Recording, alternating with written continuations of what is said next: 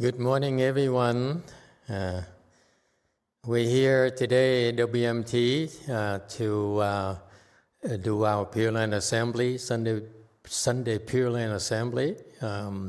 This is my last one here. I know. It's life. You are right. And after this, tomorrow I probably... within a couple of days, I will probably go up north and spend one weekend there, and then after that, I will fly to Korea to do our Dharma propagation. We go there twice a year. That's how important they are to us. And so this is goodbye. I'm getting emotional, but I'm so glad to be able to say goodbye to all of you, just in case, should something happen, continue to cultivate. I hope that you become enlightened soon. But I'm very pleased the fact we started a long time ago, something like 17, 19 years ago at Lu Mountain Temple. Never thought we could go this far together. There's so many of you who've been with me for very long, and it's nice to still see you. I don't know, you remember Roberta? Huh? Roberta? Somebody brought it up yesterday. Yeah. And anyone heard of her? Is she dead or what? She used to be my sidekick. Yeah. In the early days, I was driving around all day and doing what I don't know. And she was sitting on my right-hand side and commenting about how others drove. This is a bad way to drive. He's really cute. Anyway, so that's where we are. We am very proud of that. The fact that you all come such a long way. We all come such a long way. I haven't changed much except that I aged a lot. Lots of wear and tear, but many of you have improved so much. It's so impressive. I'm so glad to see that. So I hope you continue to come to the temple. We've created an environment where people can come and practice safely. You come here, not worry about anything. Just cultivate, improve, and heal yourself. Prepare yourself to go to the Pureland, and maybe one day we have the chance to have more programs for your children, so that they are not don't have to roam around so much.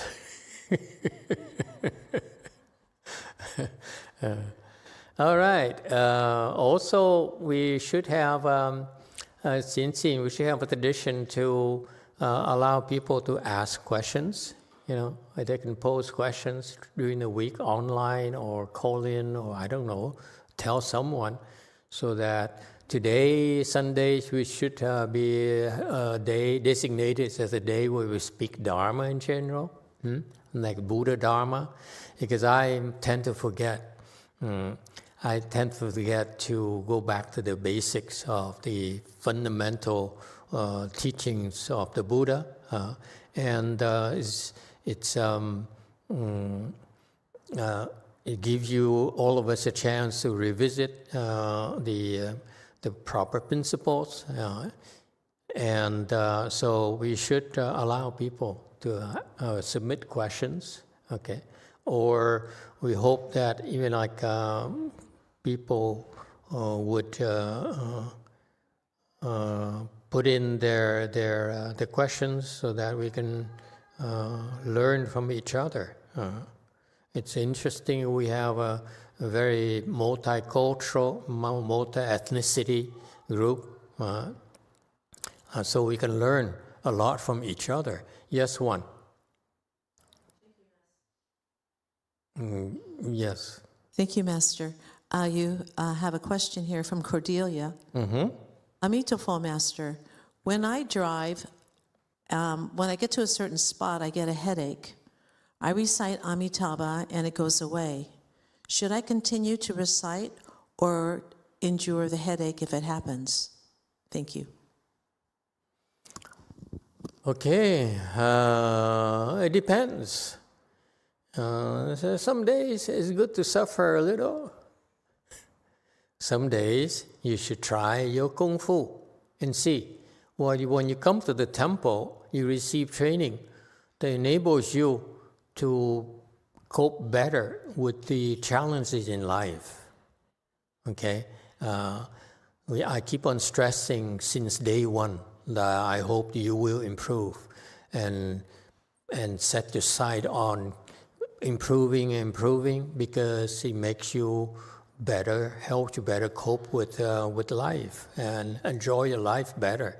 And so case in point, you will go out of the temple and go back and go to different places. And you'll be having different experiences, and this is when you can draw upon your bag of tools to deal with to face the situations. So when you go to places where you have a headache, usually it's an act of aggression. Someone is being aggressive on you, okay? And so my first reaction would be to see if I can defend myself, okay? What I teach you is more oriented towards self-defense, where we defend ourselves, okay? Instead of being aggressive, we just deal with our problems. So, for example, when Cordelia has a headache, if she goes to a certain spot, then use your tools to clear the headache. And usually it shouldn't take long at all. Okay, and that's a sign that your Kung Fu is stronger than the aggressor's Kung Fu. However, if you turns out that you have you face a situation, a state, and you can't fix it, that means that you have to work harder. Okay, so I naturally would try to fix it right away. Okay. And each one of us develop tools and skills to fix it differently. So that's what makes life interesting to me, that the challenges, that the changes that come every day, and you learn a lot from that about yourself. Okay, how well equipped you are at coping. Okay, so don't be a crybaby when you face something. Draw back, look back into your tools, and see what you have to deal with it. And you develop more tools if necessary, or improve your tools. Okay. Yes, there's a question in the back.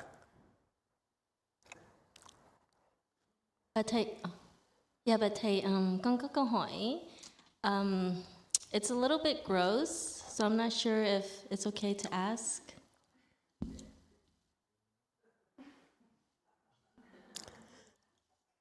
We love gross.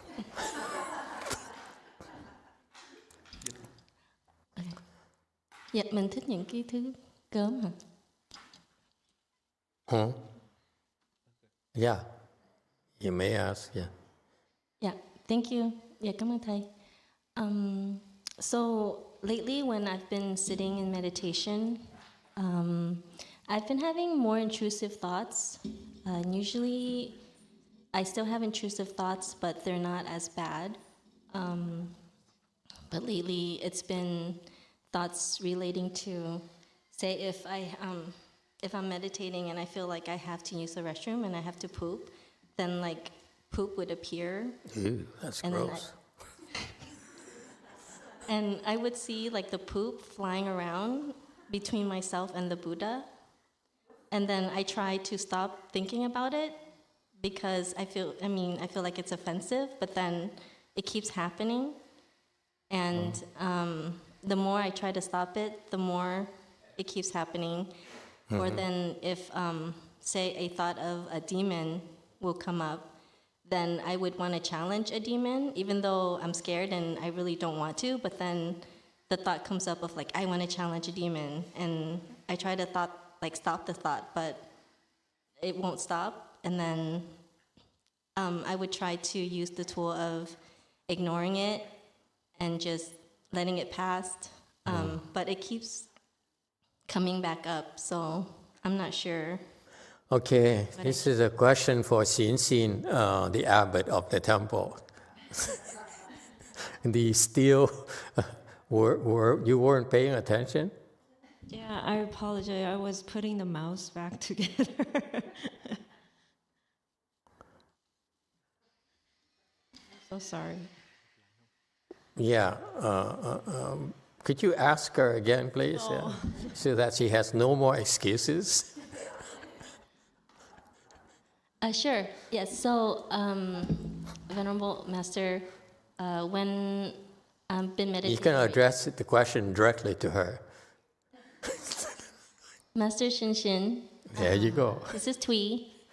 I would like to ask a question regarding my meditation obstruction. So lately when I meditate, I would say if I feel like I have to have a bowel movement, then I would see poop everywhere. And like between myself and the Buddha, and I feel like that's offensive to the Buddha, so then I try to stop it, but then it would just keep happening, even though I'm trying to say, no, I really don't want to think about this poop, or like the poop would like fly all over the place. Ew.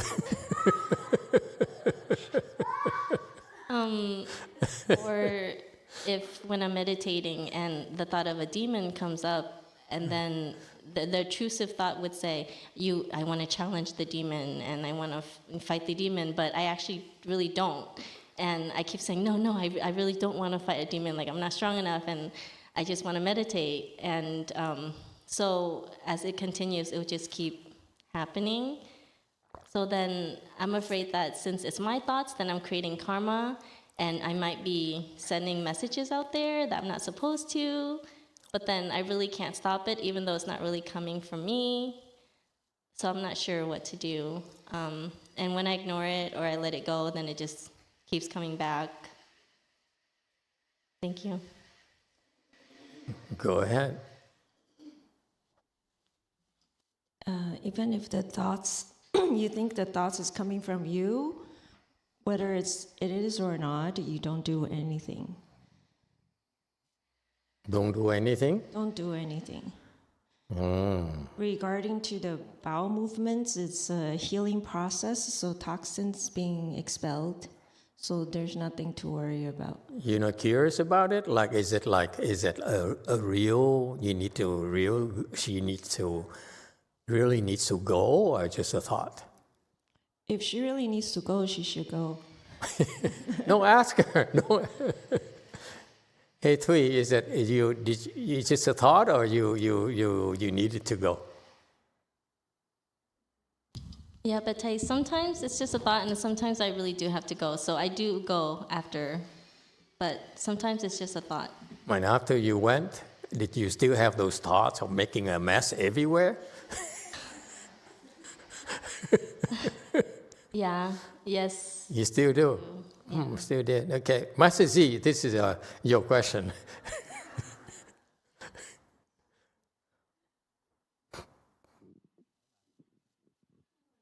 Master, I would have the same answer as Master X. If it's the real, then she would go, and if just a thought, and then just sit there.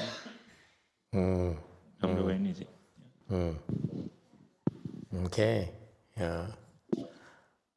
Very good. There you go. That's your answer. Yes, too. Yeah, Kính thưa Thầy, cho con hỏi là khi mà mình niệm Phật xong tự nhiên mình bất giác mình có motion là giống như là có lúc mình vui rồi có lúc mình khóc á, thì cái đó mình có nó làm như vậy mình có tiếp tục hay là mình phải chặn đứng nó liền hay là để nó tự nhiên như vậy Thầy? Yeah.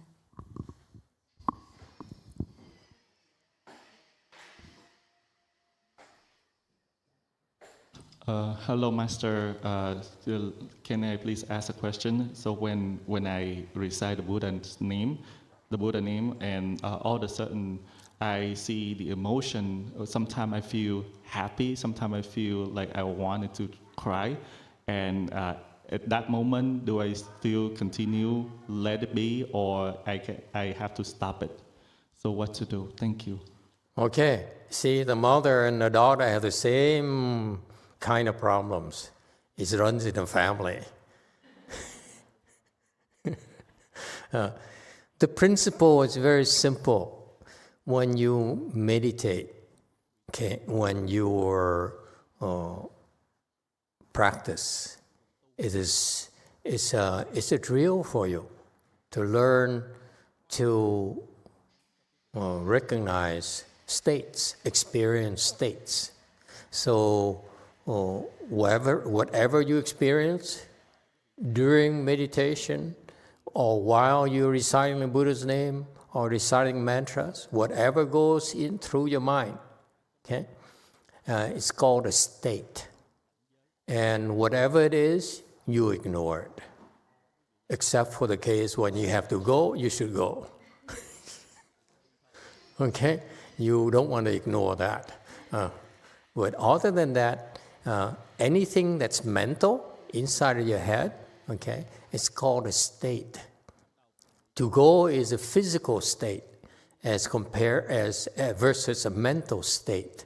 When it's a mental state, whatever it is, it's basically a distraction as far as you're concerned, because your job at that moment, okay, is to focus single-mindedly on what you're doing.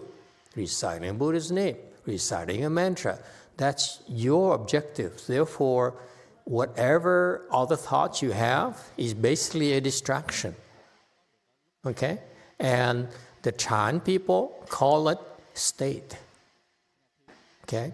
It's a polite thing. It's a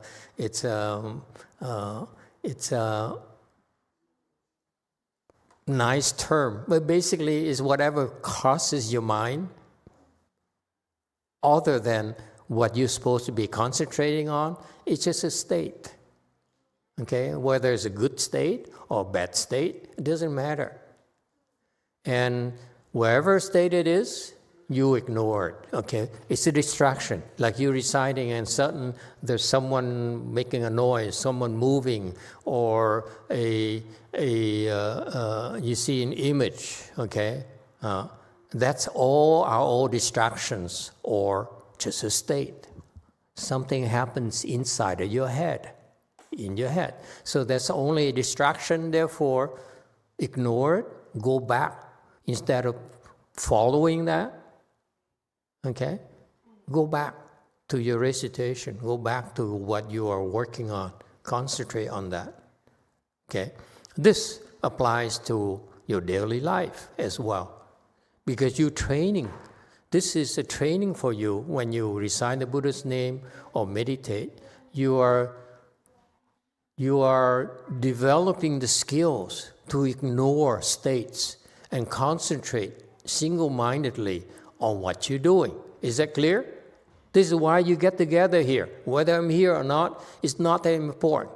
There are plenty of people here that when you come here, they can help you in your spiritual practice. Okay, here at our temples, all our temples, most of them, their levels are much higher than you. So when you come to the temple, okay, it's very helpful to you because they help you concentrate better on what you're doing. Okay, so it's a lot more helpful when you think. Versus you stay at home, you have a lot more distractions, a lot of more noises, if you will. Okay, you come to the temple, and you basically are telling yourself, I'm committed to learning how to focus single-mindedly. Okay, not mindfulness, mind you. Forget about mindfulness. You hear me? Okay.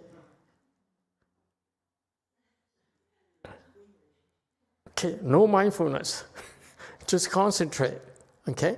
All I want you to do is you come to the temple. If you sit there, okay, nothing happening, recite the Buddha's name. Can you do that? Okay, just recite Buddha's name or recite a mantra, whatever you like to do. Okay, don't let your mind wander. Don't waste your time. But when you, for example, meditating, reciting Buddha's name, reciting a mantra, and then you have these states, your mind wanders. It's just a state. Okay, then your job is, during these training sessions, you're supposed to learn to bring your mind back to concentrate single-mindedly on what you're doing. Okay? Is that clear? And that's very important for you. You're learning to ignore everything else except for what you're doing. You don't allow anyone to distract you from your focus. Disrupt your focus. Is that clear? Why is it useful? It's useful to your daily life because in your daily life, when you have challenges, you're sitting there and your son comes along and yells at you. Never happened to you? Ha ha. Okay? What is that called? A state. That's all. And now you have a choice to ignore it, not let it affect you, because you're receiving training here to be able to ignore all the external, anything else that's outside of your area of focus. That's how you stay in command of your life.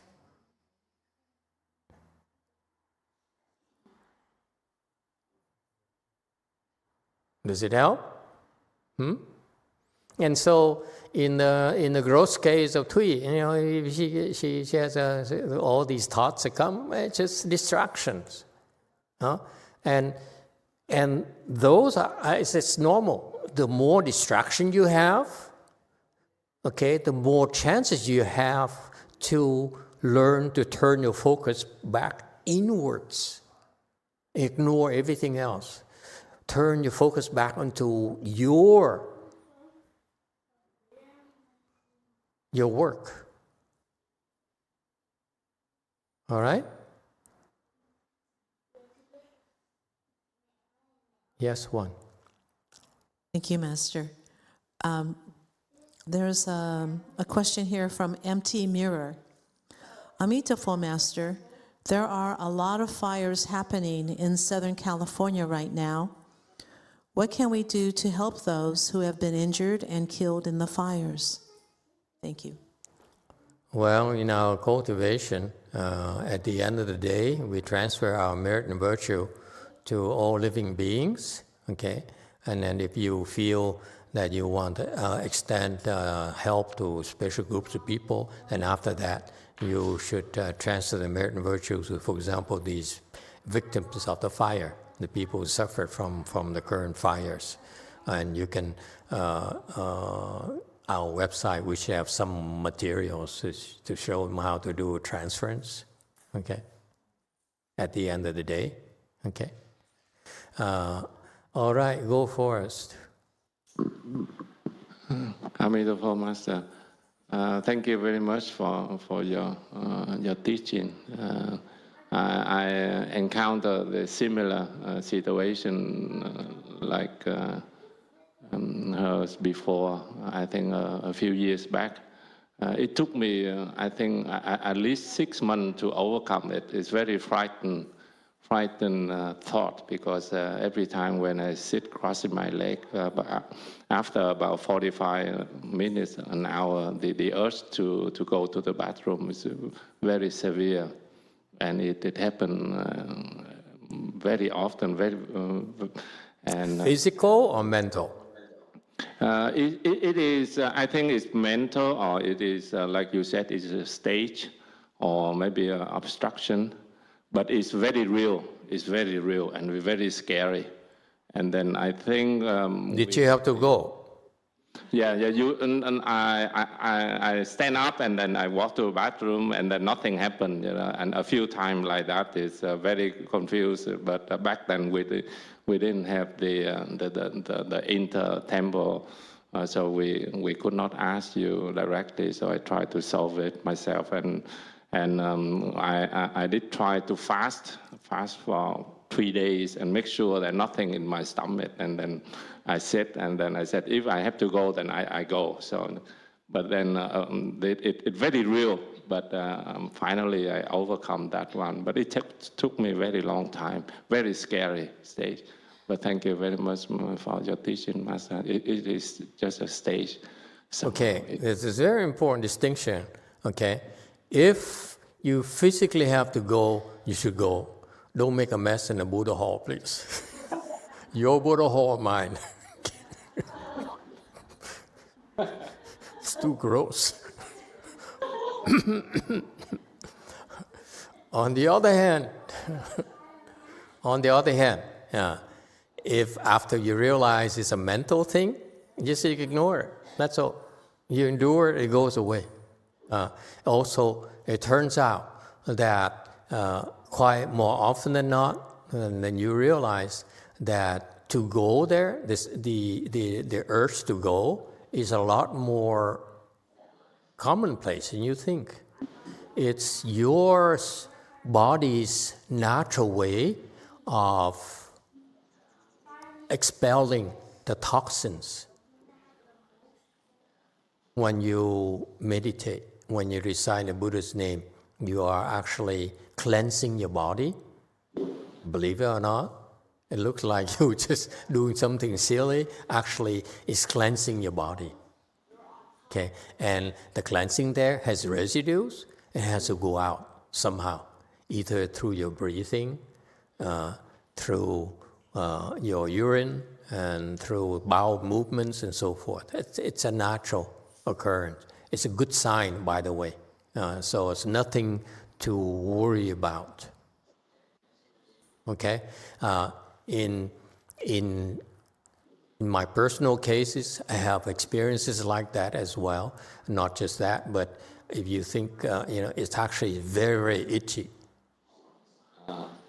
around the gross area. If you think you're gross, I'm grosser. very scary. Okay, it's very, very itchy, and eventually these experiences that you go through eventually will help you understand better about your body, how sick your body really is, and how it got healthier through your spiritual practice. It's natural. Every time that you practice, you're cleansing your body, okay? And the cleansing there results in toxins having to come out in various forms. All right? It's a natural thing. Don't worry. Don't be afraid. No need to be scared at all, okay? It's just another state. Big deal. Go back to your concentration. Instead of being scared, instead of processing too much, instead of doing that, you focus, okay? Ignore completely, and the best way to ignore is really because it's a distraction. For example, you're sitting here meditating, and someone stands next to you and yells at you or turns on the music. Anyone ever happened? My neighbor did it very often. Anyone? Next door neighbors in particular is not someone inside. You can say, hey, put it down, but it's a neighbor. The music is so loud through the windows. What are you going to do? Or it happened to me very often too. Okay, wherever I go, the car alarm goes off. When I'm about to enter samadhi, okay, feeling good, the car alarm goes off. Everywhere I go. In Korea, I go to Korea, car alarm goes off in Korea as well. I think the same guy, the same ghost who follows me. just to harass me. Okay? And so when those cases happen, including when you have those gross things, what you can learn to do is focus strongly on your work, on your meditation topic, okay? Buddha's name, mantra, and so forth. You see that you can basically, it goes away very, very quickly. That's the best antidote. You hear? Okay? Try it, you see. And as you become more skilled, you'll be better at it. Okay? Yes, 5 in the back. Thank you, Master. When I meditate, when there's a moment where I try to push the pain barrier, that's the moment I get really nauseated and vomited. Mm-hmm. It feels like it's not your thought. It's more like physically. Yes. And it's like, it's kind of throwing up. It's kind of gross, but it feels like my body wants to throw up, and I get nasty headache. Mm-hmm. And it prevents me to do further meditation. So I stop, and after that happens, when that triggers, this headache and nauseated just linger for days and days. Mm-hmm. So, what do I do? See a doctor. Okay, thank you. I'm kidding. When that happens, the first thing you do is make sure you have something there for you to do it, okay? So that you eliminate immediately the worry that you're going to make a mess. Very important, okay? Whether stand up to go to the bathroom and continue in the bathroom, it's okay too. But you want to make sure that you eliminate this fear that you're going to, really be a very messy person, okay? But other than that, okay, these are, your particular experience is an indicator that I just mentioned that you are breaking through. And that's why your body is trying to shed a lot of toxins. And you should have not stopped. Next time it happens to any of you, you should instead focus on, you make sure you prepare for the mess, okay? But after that, you ignore it and you focus on your work at hand, and it will take care of it a lot quicker than you were to stop and run away, and it would take a lot longer to overcome it, okay? It's an opportunity for you to make a leap. Shh, that's a secret. Okay, don't be scared, just focus. DTT. Amitabha Master, I have 2 stories I want to share about how Chan made the life better for me and my families. It may take a little bit longer time. I will try to be brief. One thing is my 14-year-old teenage son, last week he was sick. My husband was sick, spiking fever, headache, and he was not able to do his homework. And one day night at 10:30, I was already very tired trying to put the kids to sleep, and he walked to me and said, I was procrastinating, I have work to do, I don't know what to do, I won't be able to finish. And then I walked to his room and talked to him. He was in a panic mode. He procrastinated, he couldn't finish. And he said, this will take me at least 2 all-nighters before I can finish. So I told him, if you decided to do it, just do it. If you wanted to drop it, then drop it. Whatever you decide, I will go with you. Like if you want to do the homework right now, I will go cross my leg and do my work, and you can sit next to me, do your homework. But my only request is you need to do your homework crossing your leg. Background information is my older one is willing to cross the leg when he plays video games, but he never crosses the leg when he does the work. I have been trying to see how can I help him to really experience the wonder of Chan. I was not able to do anything so far. So that night he agreed.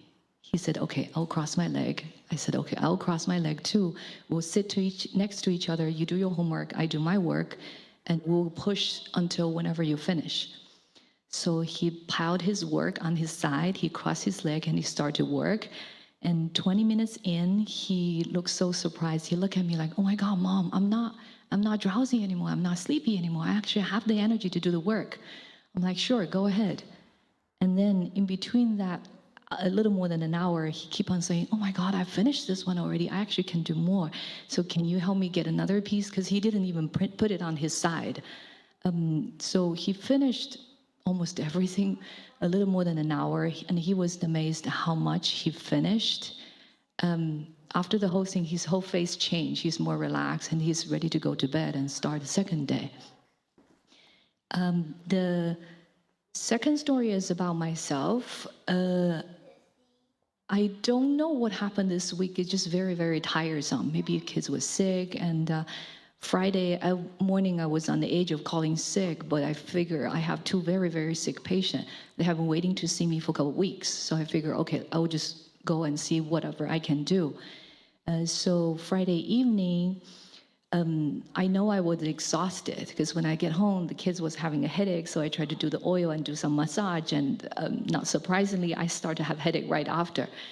And then I can see I'm totally exhausted. I feel like my battery is maybe 1%, but I'm exhausted and cannot sleep. And before I go to sleep, I was sitting in the closet, and for no reason, I start to cry and cry and cry. And like, I know it's my depression, it's not me, but I can't help with myself. I know it's not me, but I don't know how to get myself out of it.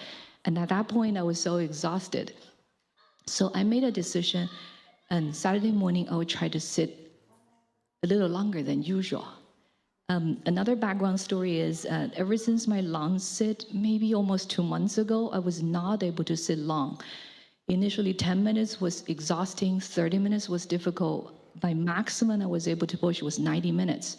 Usually at that time, the pain is crazy. I have millions of thoughts in my mind. Is unbuckle, unbuckle, unbuckle, unbuckle, unbuckle.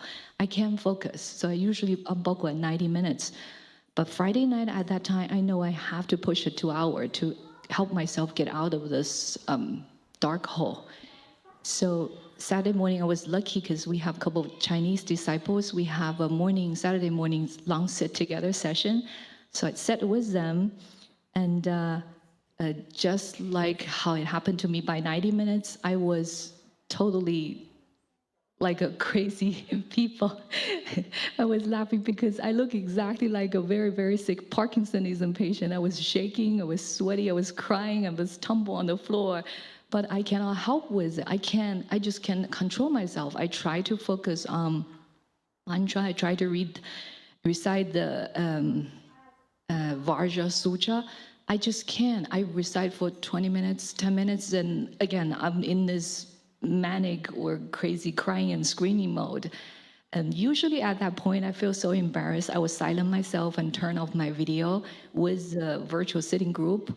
But at that time, I was like, who cares what I look like?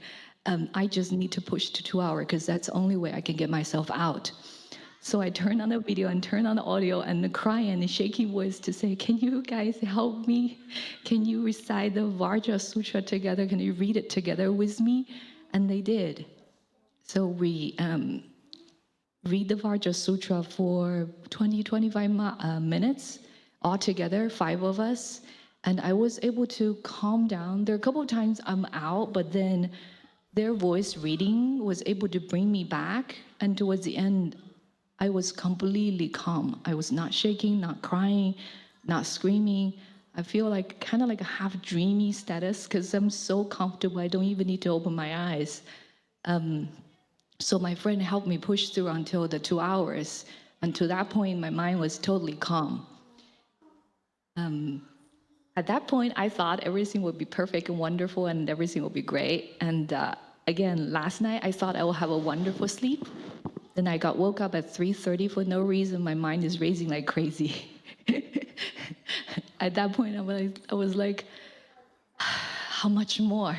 So I recited the 42 hands on eye hands number 2 until I fell asleep. And I think that's it. I think I was over the hump at that point. So that's my story to share how Chan helped me. Thank you. Thank you, Master. Thank you, all the Sangha team. Thank you so much. And special thanks for my Dharma friends. Without them, I don't think I can really push through the 2 hours, but they helped me. Thank you so much. For those of you who don't know her, she's actually a doctor.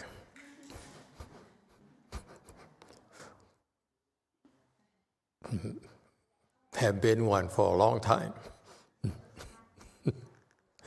Okay, as we talk today, it dawned on me that the one thing that you could do to help your children. The younger, not much you can do for them, but if they are old enough, I think your goal should be to convince them that they need to use meditation when they are in certain situations. Okay?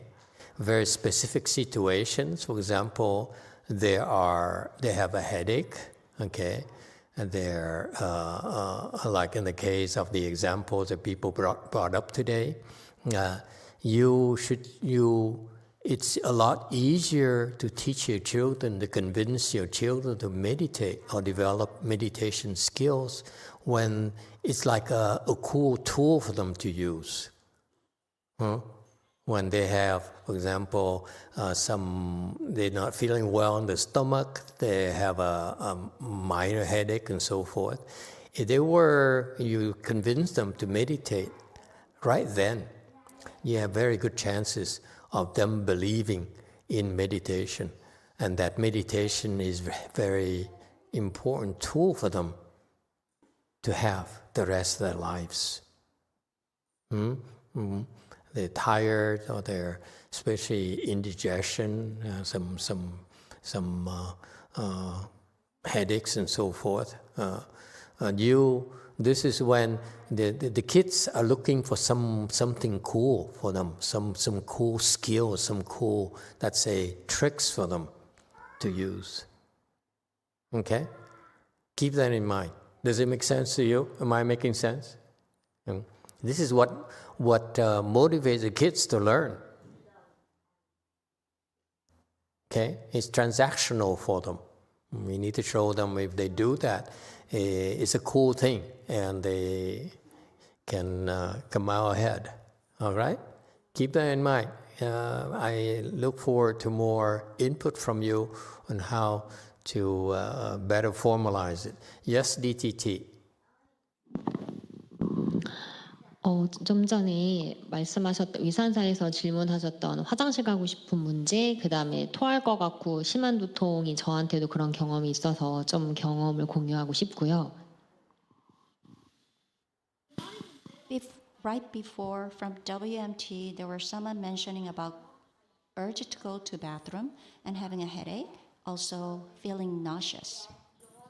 화장실 문제 같은 경우도 저 같은 경우는 설사를 할 것 같아서 가보면 아무 일이 없는 거예요. 그러니까 변기에 앉으면 씻은 지 사라져서 그렇게 한 2-3번 속다 보니까 이게 경계라는 느낌이 왔었어요. 네. So in my case, for example, going to bathroom, I felt like I want to do diarrhea. So I go to the bathroom, sit in the toilet, but nothing happens. So I thought somebody's tricking me. And I realized that's a state. 그다음에 이제 지니님하고 저도 같은 경험이 있었는데 결과부자 하는 동안에 이제 마스터께서 길게 앉으라는 지침을 주셨는데 결과부자만 하면 토할 것 같고 머리가 깨질 것 같은 거예요. 근데 제가 3년 전에 그러니까 2021년도 11월에 28시간을 위산사에서 앉은 적이 있었어요. 2021년도 11월 겨울 선칠이요.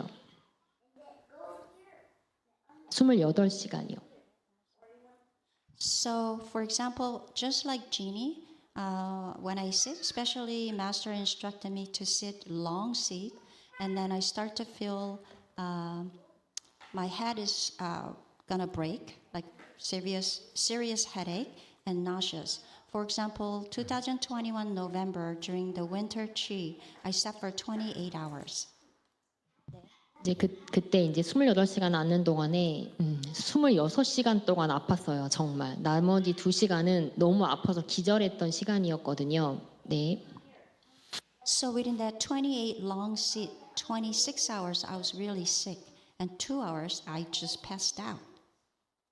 그래서 제가 그때 그렇게 경험을 하고 났더니 그다음부터 결과부자 하면 웬만하면 아프지 않았고 또 마스터께서 말씀하신 대로 화장실 문제라든지 토할 것 같은 문제는 제가 토할 수 있는 바가지랑 좀 휴대용 변기를 따로 준비를 해서 그 경계에 대비를 했던 게 마음의 안정을 찾았던 것 같아서 이 경험을 공유드립니다. So after such experience, after sitting long, no longer I was sick. But about going to bathroom and nausea, what I did was to relieve my fear. I prepared a bucket and the napkins next to me. So I'd like to share this experience with everyone. Thank you. Okay, time is up. Thank you, everyone. Let's do the lunch offering.